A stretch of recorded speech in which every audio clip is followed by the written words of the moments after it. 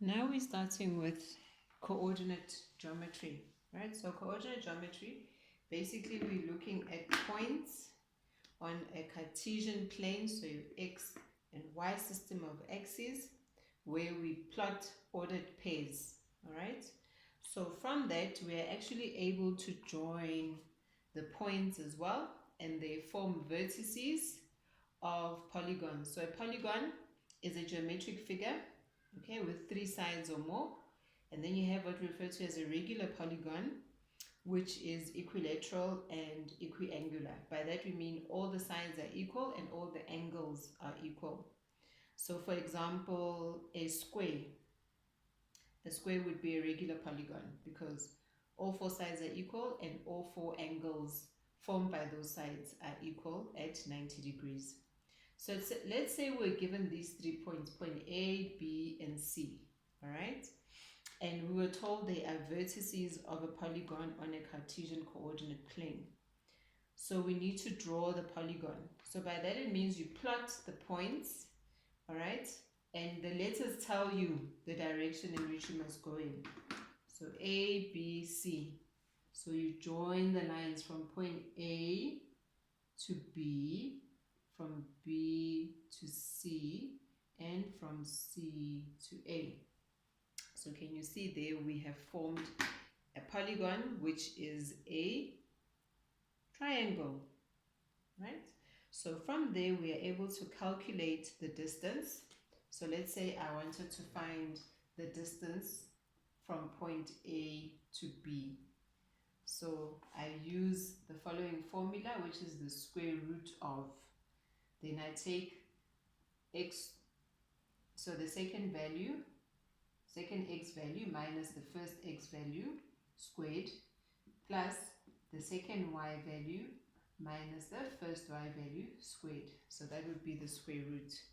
So in this example, the distance from A to B would be, so I'm choosing this as my x1 and that is my x2.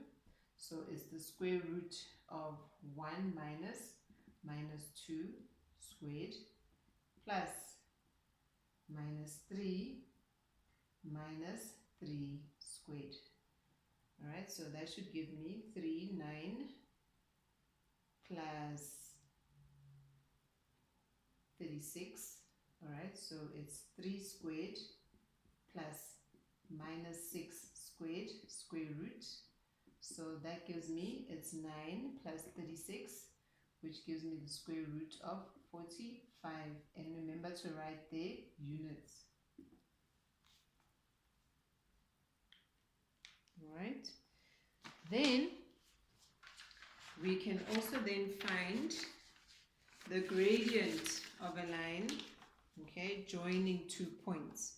So let's say, for instance, we wanted to find the gradient of BC. So gradient is always change in y over change in x. So this is y2 minus y1 over x2 minus x1. So you need to choose which one is going to be your x1 and y1. So this here is my x1, y1. This one is going to be my x2 and y2. So then I will have a half minus 3 over 2 minus 1. Okay, so altogether that gives me 3.5 divided by 1. So my gradient here is 3.5.